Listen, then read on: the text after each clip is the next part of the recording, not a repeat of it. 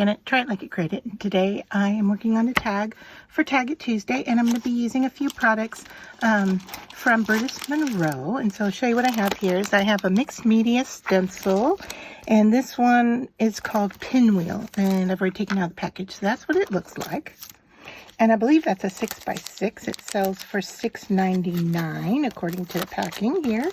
And then I have a sheet that I pulled out of a watercolor galaxy.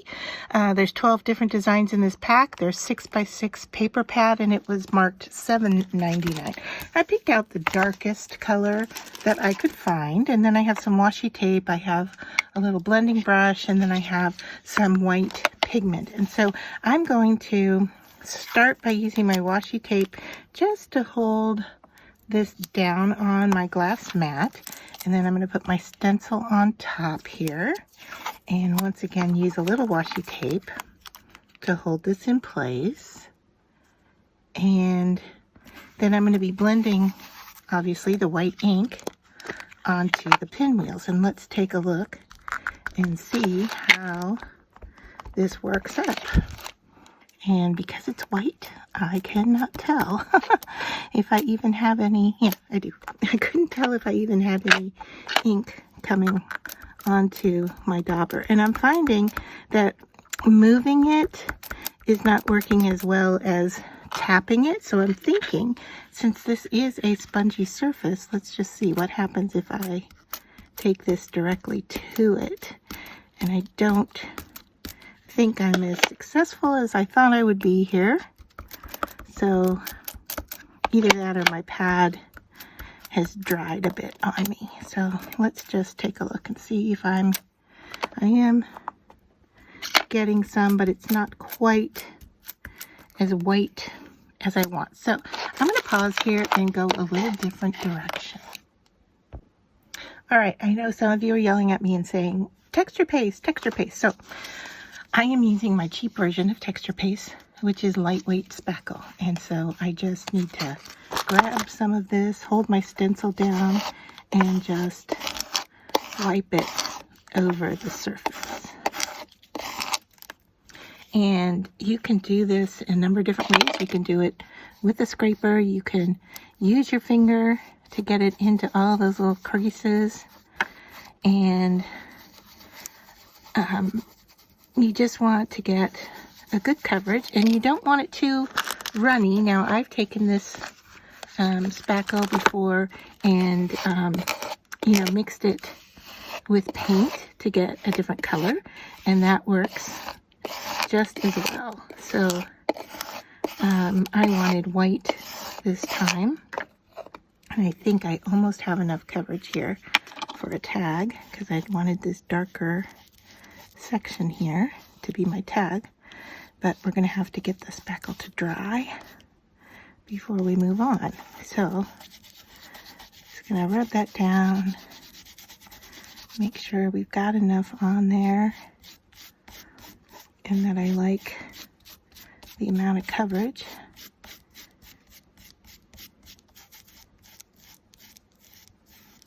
All right. Just go over the top to see if I have anything that'll come off. I don't think I do. Well, just a little bit. All right, I'm going to use that and go into some of these areas that are a little cracked.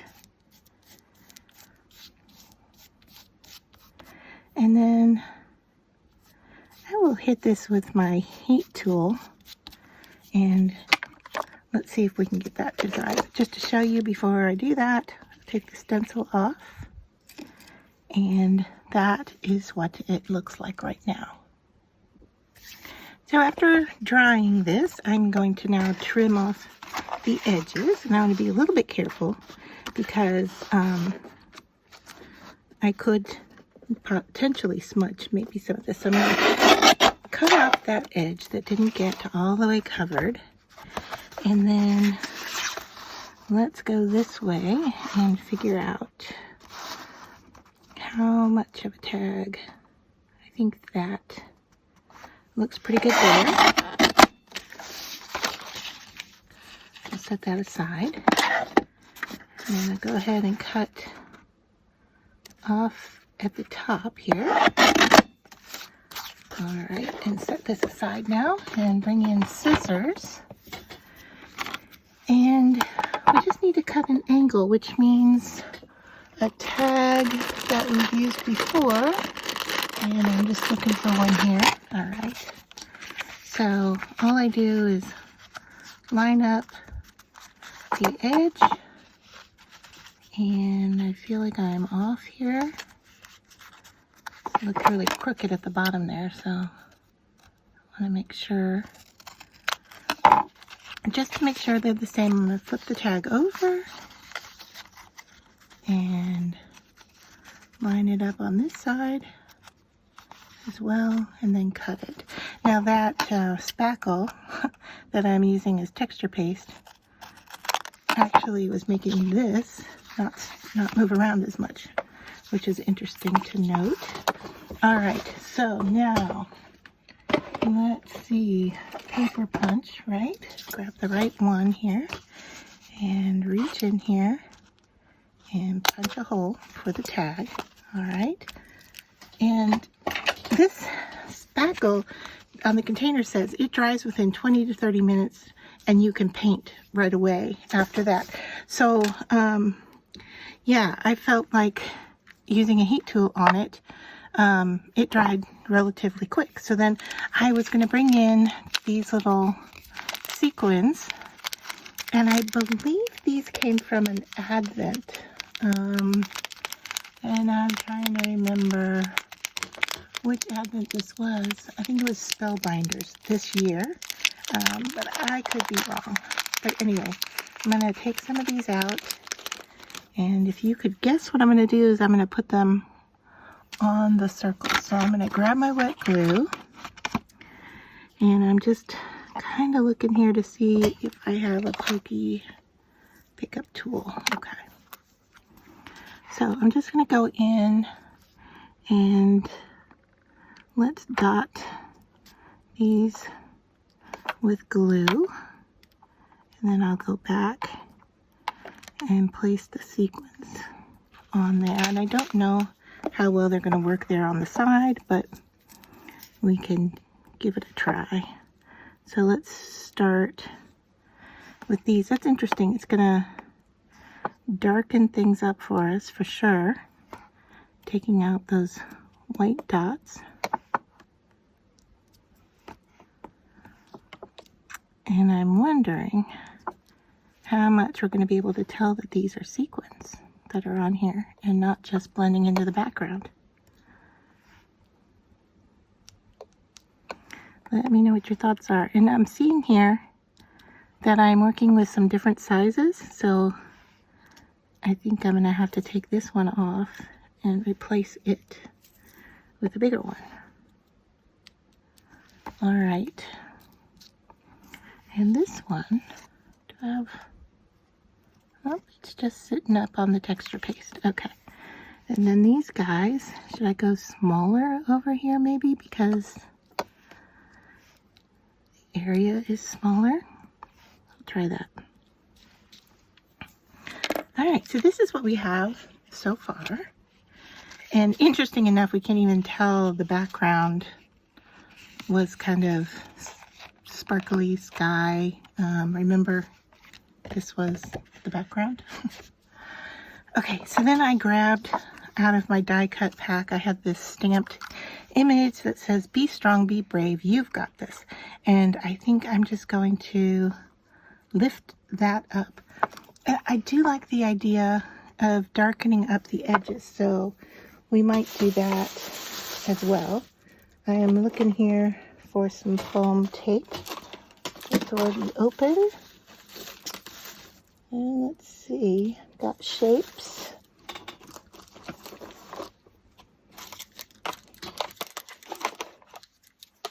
And yeah, I can see it. There we go. All right. So I'm just going to cover the back of this with foam.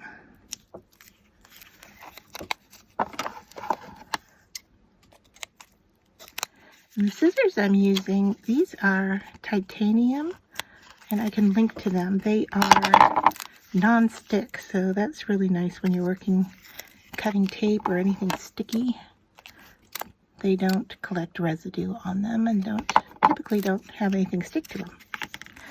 All right, so be strong, be brave. You've got this. And I think we're just going to center that at the bottom.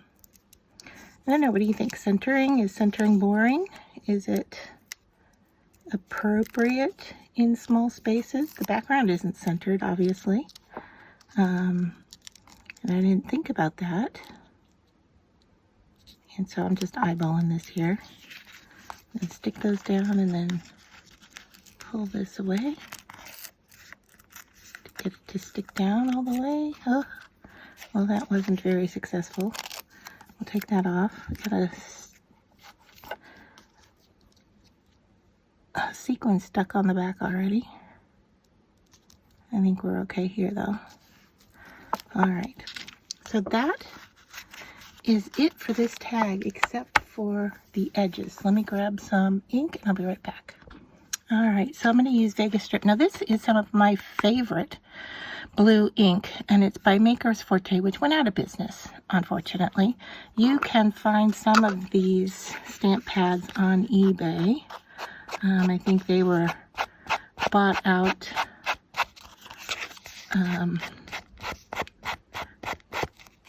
by, I don't know what you call it, you know, a company that closes businesses. Liquidation, that's what it is. I think it was a liquidation company. And so they have them on eBay. I've seen some, but the prices don't seem to be all that good. But since you can't get it anywhere else, you may want it. Okay, one of my sequins came off while I was doing the edging, so I'm going to stick it back down again, hopefully.